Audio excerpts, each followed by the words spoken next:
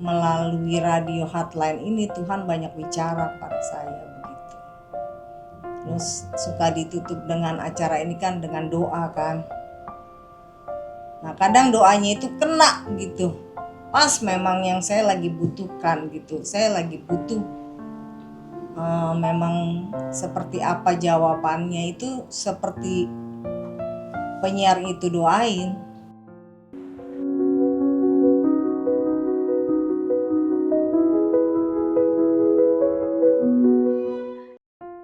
Nama saya Claudia Amelia. Saya tinggal di Jakarta Timur. Saya pendengar radio hotline. Ya, saya Francisco Yordana, tinggal di Jakarta Timur. Saya juga pendengar radio hotline. Sejak saya tunanetra, saya ada sempat tinggal sendiri di daerah Tanapit, Bekasi. Jadi hiburan saya juga ya radio hotline. Nah, kalau yang belum lama ini anak saya pergi ke Thailand. Saya daripada sendirian, ya setiap hari saya dengerin radio hotline. Apalagi kalau dari malam sampai pagi nih suka suara-suara aneh gitu kan. Bunyi-bunyian, nanti suara kelereng lah, suara tuk-tuk-tuk lah, suara apa, suara horor-horor yang gak jelas gitu. Jadi saya dengerin radio hotline, apalagi kalau yang musik-musik puji-pujian saya kencengin sekenceng-kencengnya. Terus banyak juga sih yang saya suka acara-acaranya. Terus waktu saya sama anak saya berbeban berat, waktu buka di malam hari, acara untuk mendoakan orang-orang sakit. Saya dengar Pendeta Epi, jadi mulailah chat gitu minta dukungan doa, sampai akhirnya Pak Romen menghubungi lalu bilang mau mengunjungi kami berdua. Ya pasti ya acara itu Pak Epi itu, suara masa depan cerah saya suka dengar, sama seruput kopi firman Tuhan ya, atau kadang diganti jadi seruput kopi cantik gitu. Sama yang tiap Selasa tuh saya suka yang lagu-lagu, sama di-sharingkan tentang bagaimana lagu ini dicipta gitu loh. Bapak-bapak kok setia. Terus sama terkesannya begini, waktu mendengarkan ada salah satu penelpon lah ya, sampai tiap hari berulang-ulang. Kalau tiap saya iseng belum tidur saya puter, kayaknya kok ngademin suaranya begitu. Terus saya sering kan minta doa Pak untuk hipertensi saya, glaukoma dan diabetes saya suka gitu kan. Terus didoain gitu dalam nama Tuhan Yesus, seperti bukan doa biasa yang orang-orang doain saya. Sepertinya doa ini benar-benar keluar dari hati yang benar-benar hati seorang hamba Tuhan. Yang ini anak saya mengalami dibully ya di satu gereja, bukannya menjalani proses vikaris itu, bukannya didorong, disupport begitu. Ini malah dibully beramai-ramai, lebih ke kekerasan psikis yang dia dapat ya, mentalnya gitu.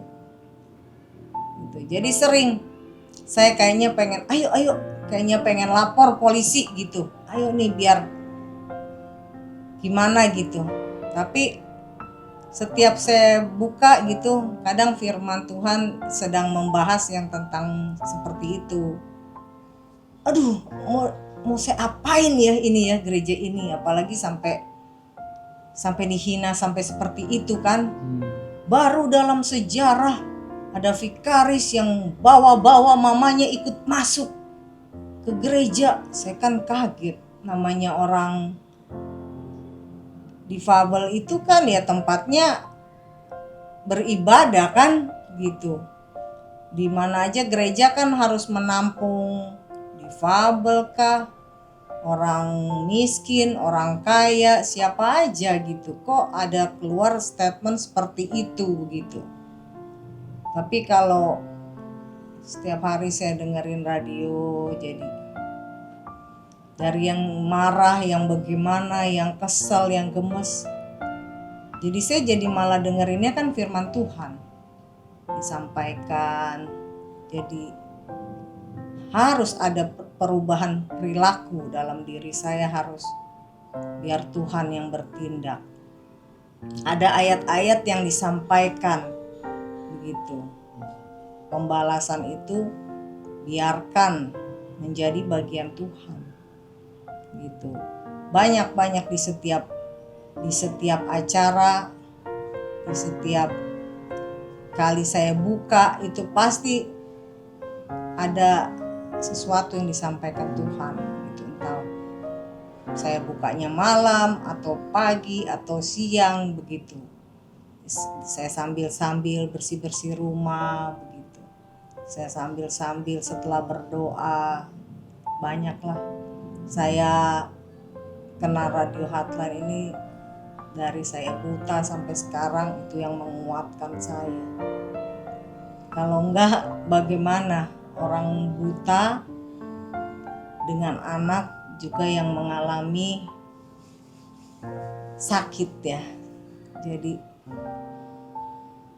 radio ini memberikan kekuatan, suara Tuhan melalui radio ini.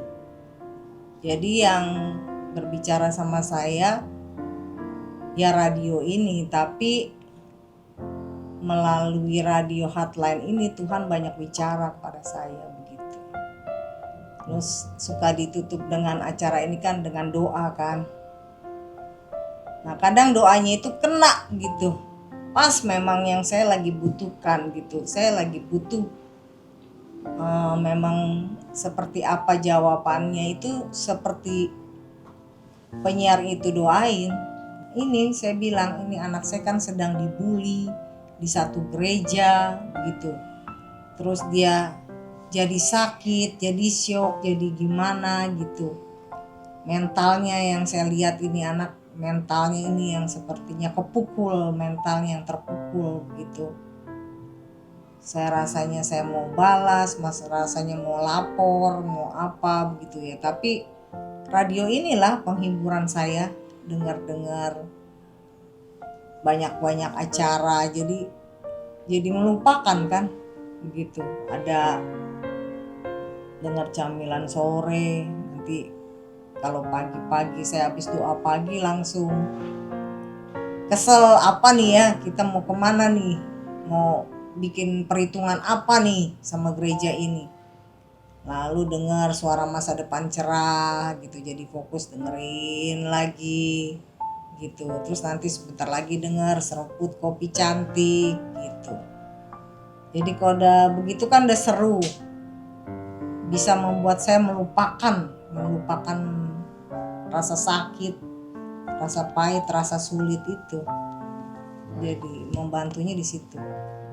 Ya karena tuntunan firman itu dia yang membuat keputusan kita seperti misalnya acara yang membahas tentang seperti kita harus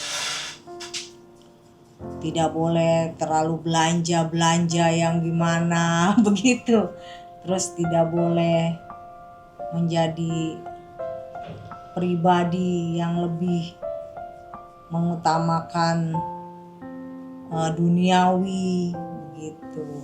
Jadi banyak pembelajaran yang saya dapat dari radio ini. Saya nggak pernah interaksi sih, cuma kirim chat aja.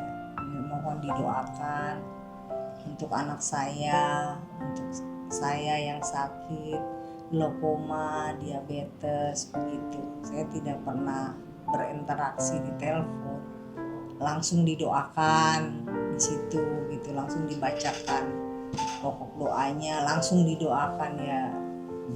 Rasanya seperti plong begitu. Kalau ada orang yang mendoakan kita, rasanya hatinya langsung sedikit tenang. Saya cuma pengen kapan-kapan radio Heartline buat acara retret, ya kan? Jadi semua pendengarnya bisa berkumpul, ikut retret dan ketemu, misalnya seperti pembicaranya itu, misalnya Pak Bambang Wijaya, ya kan? Terus bisa ketemu dengan Pak Epi di sesi doanya terakhir itu, didoakan semua pendoanya, semua pendengarnya gitu, altar call begitu didoakan begitu. Ada satu acara lah, acara healing, acara refreshing begitu. Terus saya juga berdoalah supaya radio Heartline ini selalu tetap ada, banyak memberkati, bukan cuma saya, tapi ada banyak orang yang sangat membutuhkan radio rohani seperti ini gitu. Ya, kadang-kadang tuh kita di era 5.0 ini kadang kita kan sibuk ya, YouTube, TV, scrolling, tapi kadang-kadang tuh radio tuh sesuatu yang beda ya.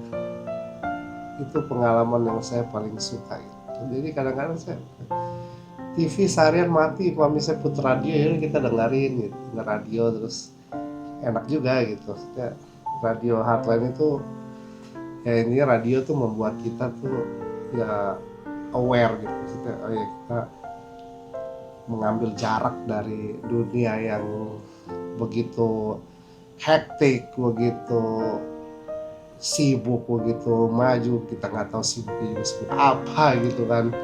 Apa yang mau kita lihat di sosial media itu juga apa gitu, kita nonton juga apa gitu. Radio itu bikin kita tuh ya sarana kita menenangkan diri. Apalagi kayak di Heartline itu dia suka ada apa, Alkitab yang dibacanya kayak drama-drama gitu. Itu saya kata acara apa itu tuh namanya itu ya, dibacanya tuh kreatif. Terus gitu. ada yang Jadi didramain ya. iya gitu iya kita jadi dengerin drama cerita drama gitu. saya dengerin. Si Akit. Cuma nggak tahu ya, kalau radio itu rasa lebih spesial aja. Kadang lebih spesial, lebih kita dengar radio bukan karena FOMO dengan gerakan-gerakan retro ya. Ada orang yang dengar radio atau pakai kamera itu karena FOMO retro gitu. Oh ya lagi zamannya retro. Enggak, radio itu cuma membuat kita tenang aja gitu. Lebih enak, kita nggak mencari-cari. Kalau bedanya itu kalau di handphone, di TV itu kita mencari apa yang kita mau. Kita mencari apa yang kita suka kita gitu. Tapi kalau radio kita ikutin alur gitu. Saya sampai tanya dengan AI gitu, kenapa sih kita masih butuh radio di hari ini? Ya radio itu memberi kita pendekatan yang menyadarkan kita gitu, mengambil jarak. Radio itu membuat orang tidak mencari apa yang dia mau, dan tidak seperti sosial media itu kan algoritma. Kita cari apa yang kita mau cari. Di handphone ya Pak Epi beda dengan di handphone saya algoritmanya. Apa yang kita cari masing-masing kan lain, referensi kita lain-lain. Tapi kalau radio ini ya dia siarannya itu, kita misalnya nggak ini tinggal kita stop gitu kan. Kalau misalnya kita oh ya ini bagus, kita ini terhibur dengan itu, enak ya, alurnya lebih. Sering saya TV nggak nyala gitu, sosial media handphone saya itu cuma dengar radio aja. Cuma cari ketenangan dari situ gitu. Ya kalau menulis kan, kalau saya sih buku pelajaran ya, jadi ya indikator dan segala macam. Cuma kalau dalam menulis itu kita kan butuh inspirasi dan ketenangan. Kayak beberapa ide itu justru saya dapat secara implisit tuh dari radio. Secara implisit, secara ini kita dapat, oh ternyata ada pesan-pesan terselubung gitu yang kita dapat, baru kita formulasikan lagi di buku. Beda dengan kalau kita baca dari internet kan lain. Karena radio tuh pesannya mungkin nggak terlalu banyak seperti dari internet, tapi ketika kita dapat inspirasi dari situ, kita tek, sekali dapat langsung buku pendidikan agama Kristen kelas 9, 10, dan 12. Lalu buku soal juga kelas 9 dan kelas 10 langsung. Jadi ada 5 buku yang saya tulis. Oh ya, salah satunya waktu itu saya nulis topik tentang iman Kristen dan sains. Waktu saya dengar Heartline itu saya memasukkan terinspirasi, oh ya dulu sebelum ada sosial media ada televangelis dari TV dan dari radio. Salah satunya, oh ya ini dia salah satu bukti perkembangan teknologi sejalan dengan iman Kristen ya radio.